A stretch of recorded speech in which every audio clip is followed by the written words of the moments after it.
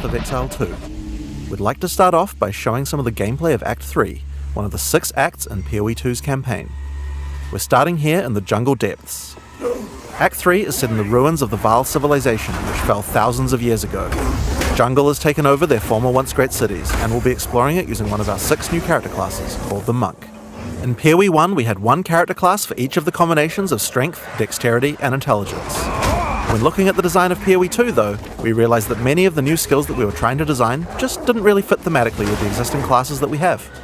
Being a spellcaster with a bear form makes sense for Strength Int, but it doesn't really sound like something that a Templar would do. We realized that since we had new mechanics for every attribute combination, it actually made sense to design new character classes to explore the new themes. In PoE 2, every attribute combination has 2 classes associated with it. Strength Int has the Templar or the Druid, on Dexterity you have the Ranger or the more spare-focused Huntress, and on Dex Int you have the Shadow and the Monk, which Mark is playing here. Each class has its own 3 ascendancies that let you further specialize the class in the way that only that class has access to, but they both start at the same location in the passive tree. The quest rewards you're offered on the 2 variants are tailored to the class, but of course this is PoE. You can still mix and match anything to your heart's content.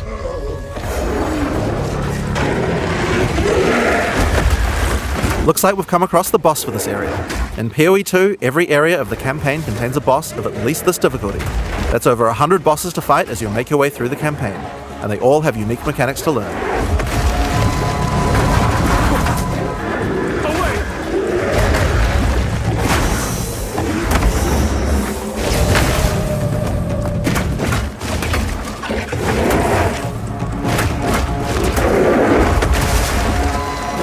As you've seen from watching Mark fighting, the melee combat in PoE 2 has a very different feel than before.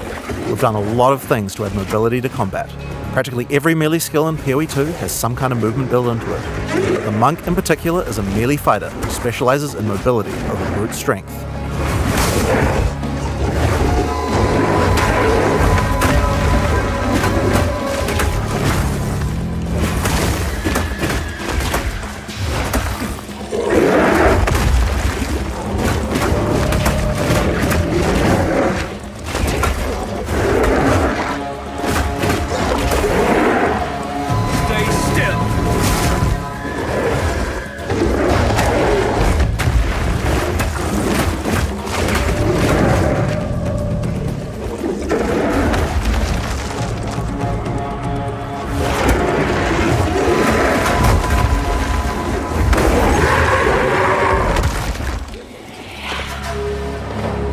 So, as Mark has been playing, you might have noticed these blue markers over enemies. Mark has a skill equipped called Killing Palm. Whenever an enemy has a blue indicator over it, it means that the monster has low enough life to cull with Killing Palm. Successfully executing the cull will give you a power charge. This is an important skill for the Monk, since many of his skills interact with power charges. One of the great things about the skill is that it has a built-in dash forward, which makes it much easier to target the skill at the right point when you need it. We've done a lot of work in PoE 2 to make using skills like this feel satisfying. If you're accidentally targeting slightly off the monster, the skill will automatically lock on to the cullable target, and will even do a small amount of pathfinding around obstacles.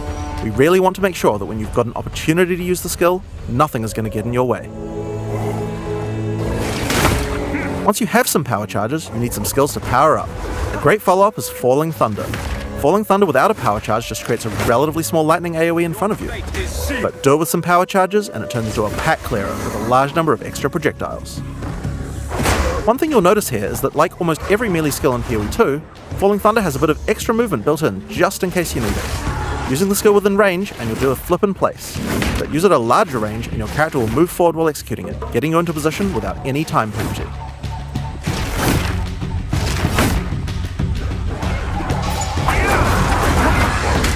In PoE 2 you also get a short period to redirect your target. Notice how you can start the skill facing one way, then whip the mouse sideways to land the skill in a different direction? In order to get power charges, you're going to first need to get some lower life monsters into a cullable range. You've got a few options. If you want to charge right in, Whirling Assault is a good option. It doesn't do much damage per hit, but it covers a lot of ground. And notice how you can turn as you do it? Generally speaking, you never lose control of your character in PoE 2. If you make a turn at the right time, you can get a couple of extra hits in on the monsters, getting them into range of your cull. Follow up with a Killing Palm, then finish off the rest of the pack with your Falling Thunder.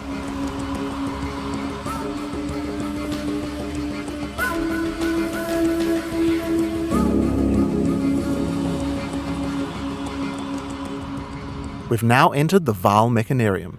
This is the place where the Vaal built the various constructs they relied on to power their civilization. Now this is a find! A Vaal ruin that hasn't been looted? I wonder why nobody's been in here before. One useful feature that we've added is the ability to call in NPCs to where you are, to give you more information, help you with quest objectives, and so that you don't have to always go back to town. In this case, we'll call in Alva to find out what to do. This mechanism, if powered with a small soul core, it could open that door.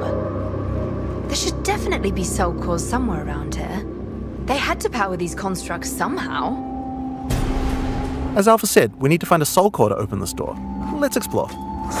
If you want to shave off some life without getting too close to some of the more dangerous monsters, a good option is Wind Blast. Wind Blast also doesn't do too much damage, but it keeps the enemies back. The closer they are, the farther they're pushed back, so it's a great option for keeping smaller but high damage enemies at bay. Note that the bigger the enemy is, the less they'll be pushed back, so trying to push back some giants isn't going to be effective. And there's the soul core. Let's get back to the door.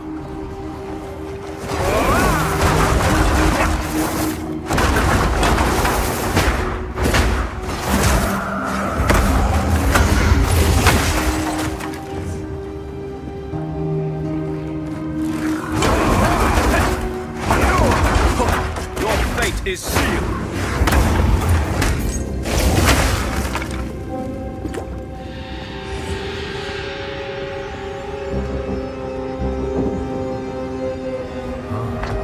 Consider me impressed. I'll keep investigating in here. Bring me in if you find anything else. If you need to defeat tougher enemies, it might be time to break out some of the ice skills in the monk's arsenal. Glacial Cascade creates a wave of ice that moves slowly in front of the player. It's pretty ineffective against fast-moving monsters because most of the damage occurs right at the end of the wave, and so a lot of monsters will just walk right by it. But if you can find a way to make a monster stop at just the right place, it can be very effective. In order to do that, you probably want to freeze monsters. The monk has a few different tools to do this. A fairly simple option is to get right in the monster's face with Ice Strike. Ice Strike doesn't do too much damage on the first 2 hits, but attack 3 times in sequence and you can get off a combo that has a much higher chance to freeze. Get in there with that freeze, then roll back and finish the job with a Glacial Cascade. Now, remember how Glacial Cascade had that extra damaging spike at the end? If you've hit a frozen enemy with that spike, it shatters the ice on the enemy and does a devastating amount of damage. Oh yeah, I just casually mentioned rolling back before. Did I forget to mention that in PoE 2 we added a dodge roll to every character? Just press spacebar at any time to roll. There's no cooldown, no limitations. It even has a bit of built-in pathfinding so you don't get stuck on things. When you dodge roll, you're not invulnerable. If something hits you, you're going to feel it, but most things will not hit you. That's because while rolling, projectiles and melee strikes will always miss. You'll have to roll out of the way of a slam that has AoE, but anyone swinging a sword or throwing a fireball is going to miss. Now, another really important function of the dodge roll is that it lets you cancel out of almost any skill at any time. This makes it so you don't feel like you're getting stuck doing a long animation when something is about to hit you. It really changes how skills with longer attack and cast times play, and it makes dodge roll feel like a very reliable way to avoid attacks. So, that's one way to get out of the way of damage, but the monk specializes in mobility, so it makes sense that he would have a few more. Wave of Frost is one of our new attacks with a retreat built right in. You move backwards and throw out a cold attack with a significant freeze. The great thing about this is it puts you at a good distance to follow up with Glacial Cascade and do a whole pile of damage. Hey look, another soul core.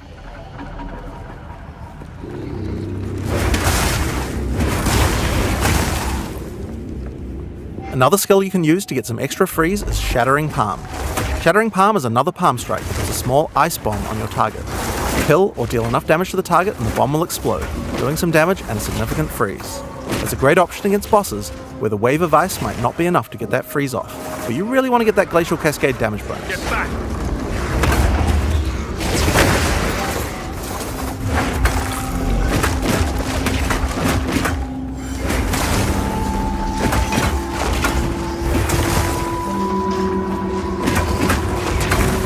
Face your demise.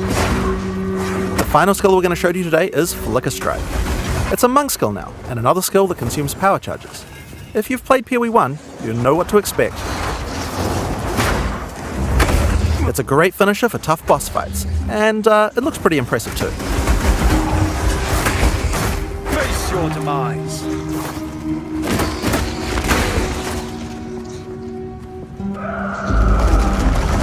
Another door. I wonder what could be in there.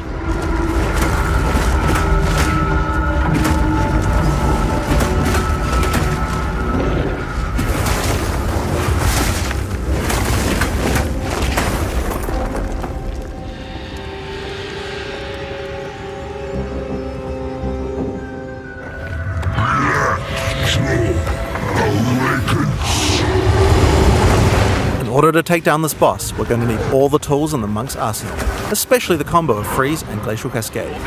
If you're a PoE 1 player, you might think that you can't really rely on freeze because there's so many bosses that are immune to it, but in PoE 2 that's changing significantly. In PoE 1, freeze is a binary mechanic. An attack freezes the target or it doesn't. What this basically means is that in PoE 1 we were forced to add freeze immunity to many bosses, because freeze just trivialized them. Because of that, freezing was something you only really used while pack clearing, and not something you could rely on as a core part of your build for boss fight. In PoE 2 though, all crowd control mechanics now have internal meters that allow you to build up to a freeze or stun, or whatever other CC mechanic you might be using. It's a little bit like poise from games like Elden Ring, though the meters tend to be a lot smaller than those games. When you freeze an enemy, it increases the amount of freeze you need to do another freeze, but the increased difficulty bleeds away slowly. More freeze will always let you freeze the boss more often, but this system means it will not get out of control in party play or interact badly with other CC mechanics, allowing us to let these kinds of mechanics actually work against all bosses.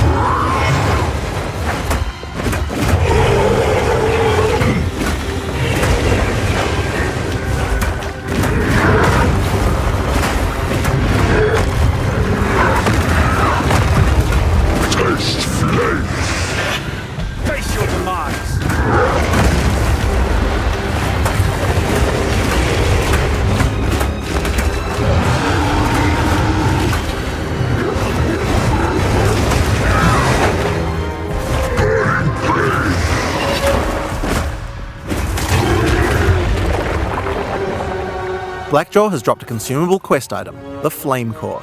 It's a permanent +10 to Spirit. In PoE 2, we really want to make sure that you feel rewarded for exploration. It wouldn't be much good if we made all these awesome optional bosses if we didn't have something great to find for killing them. One of the things you might find for killing a boss is a permanent stat bonus to your character. Your end comes.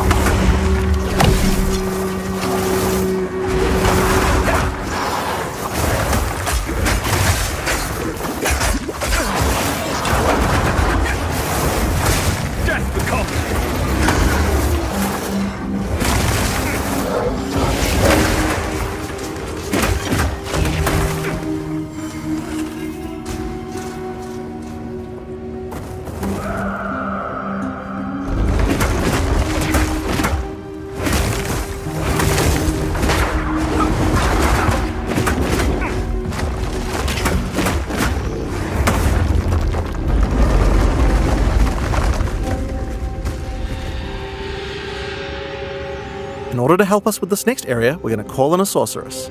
Mark's friend Octavian is going to send a friendvite, which we're going to accept, and then they can play together.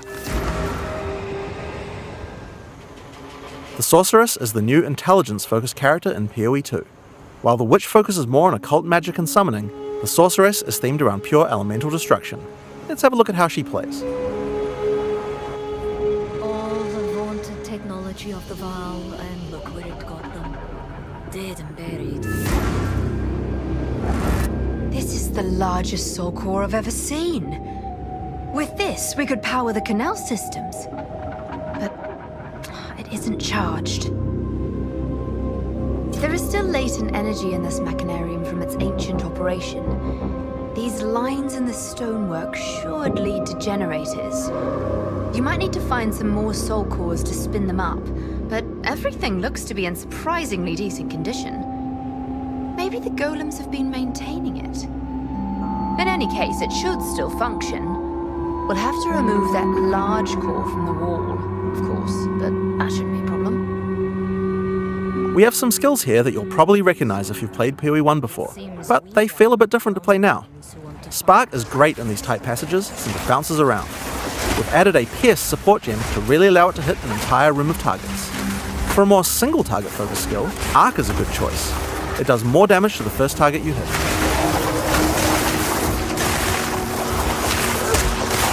Now, if you find yourself surrounded, it might be good to use Ice Nova.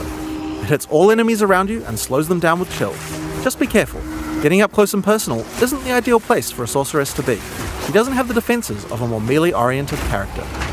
If you want to help with the sorceress's weak melee defense though, you could use Arctic Armor. In PoE 2, Arctic Armor is a buff that builds up as you stand still. You can see the ice crystals forming around the character. They'll drop off if you walk. When monsters hit you, they take cold damage and build up to a freeze, so it's a great defense. Just be careful. You have to be standing still for a little while to get the full effect, so trying to stutter step isn't the best strategy. Now, Arctic Armor is an ongoing buff, but did you notice it didn't reserve any mana? How does that work? Well, we were pretty sick of the fact that in PoE 1 basically every character was playing with no mana pool, so we decided to change the way that reservation works. There's a new resource in PoE 2 called Spirit. Spirit is a dedicated resource you can use for ongoing effects like Arctic Armor, Heralds, Auras, or even Minions. Everyone starts with 100 Spirit, which is enough for most ongoing effects. But if you want more than one effect, you're going to need some more Spirit. Spirit is available on mods from items and on the passive tree. But if you're willing to give up your offhand slot, the easiest way to get it is by holding a Scepter.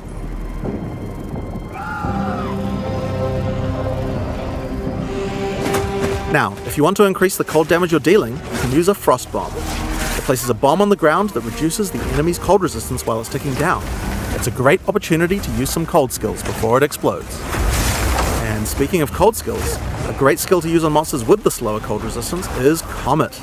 This is a new skill in PoE 2, and it hits pretty damn hard. It costs a lot of mana and has a really long cast time, but it's worth the wait. It does a devastating amount of damage. To help get you out of danger, your character moves back slightly as it casts. It's pretty hard to hit a fast-moving opponent, but it's great on tougher enemies that stand still, or even a larger pack if you're further away and can predict where they're going to move. Now, if you run out of mana casting too many of those, I guess in an emergency you could cast your free-to-cast Fireball. Where did that come from, you ask?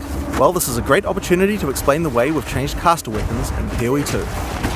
Now, in PoE 1, caster weapons had a default melee attack that nobody used, and because they had that, they also had a bunch of attack mods that would spawn in them that were useless to a caster.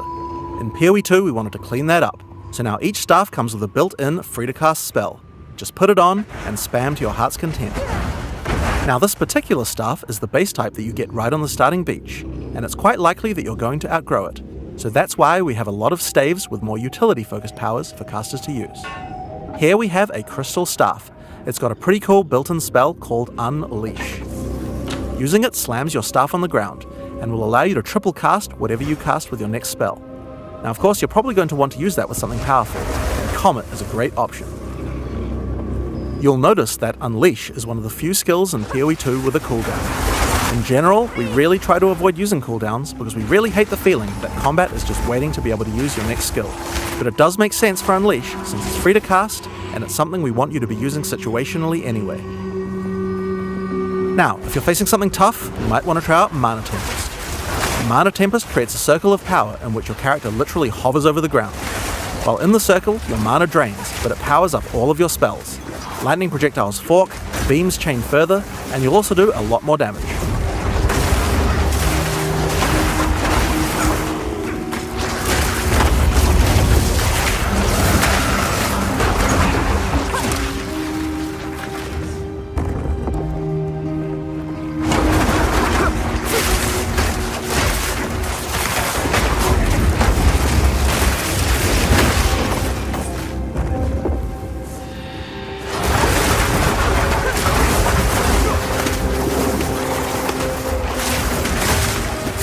So with all of these skills, here's a great combo to try.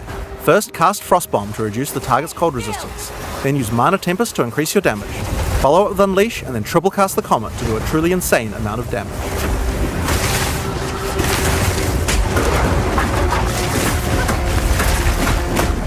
I need more time.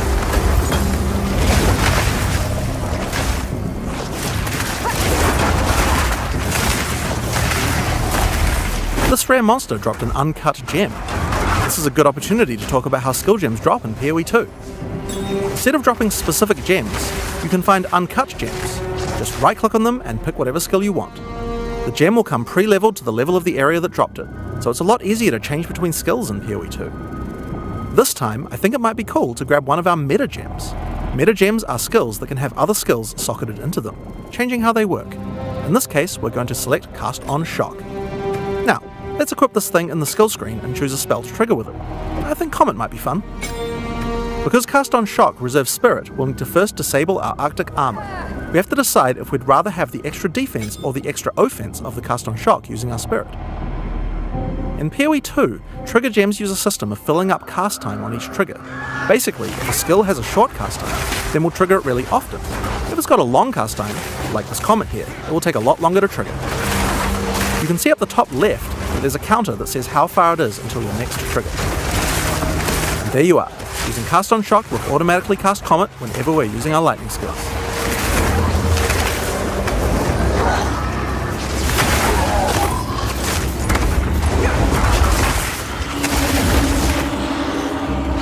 So we've found the generator. Time to power it up.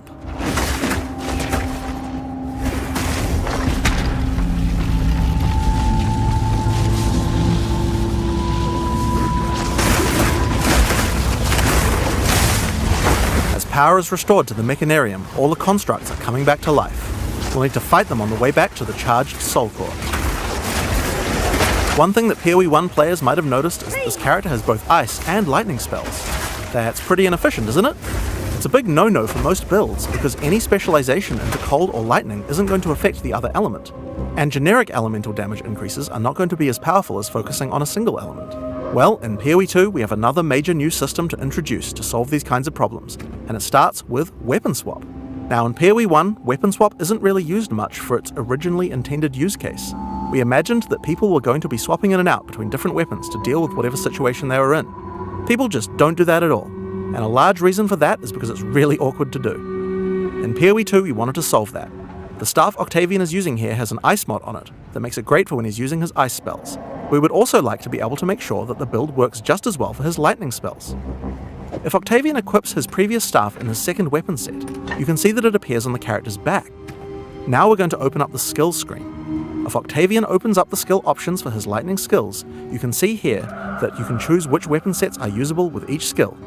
First, we uncheck set 1 from being used by his lightning skills. Then we go through the cold skills and turn those off with his lightning weapon.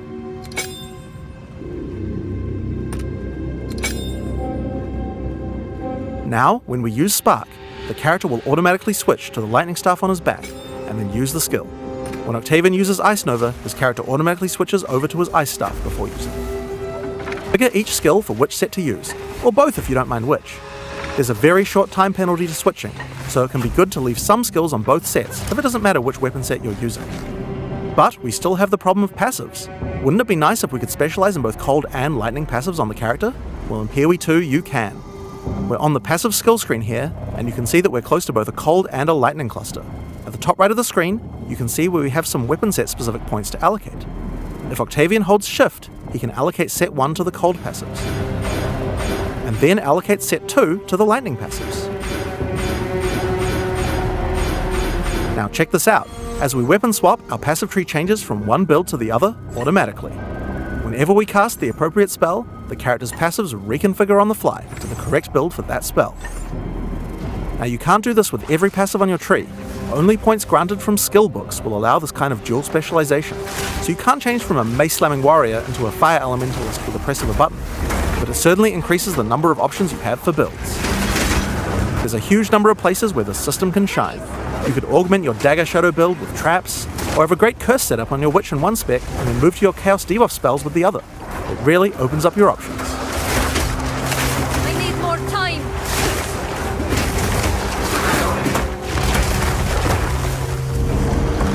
Another fun meta gem to try out is called Barrier Invocation.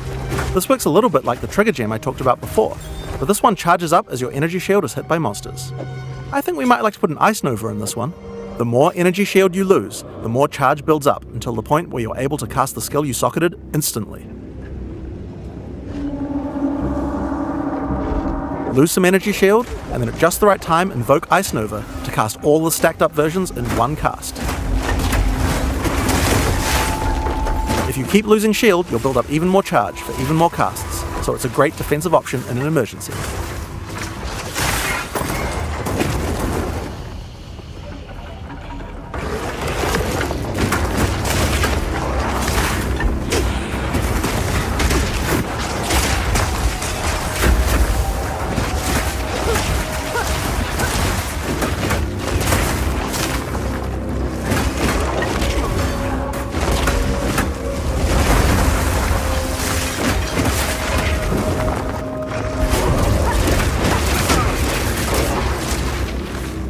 Here we are, back at the charged Soul Core. All we have to do now is take it. How hard could that be? Oh dear. Now we just have to remove it from that construct. I'll give that to you. Get back!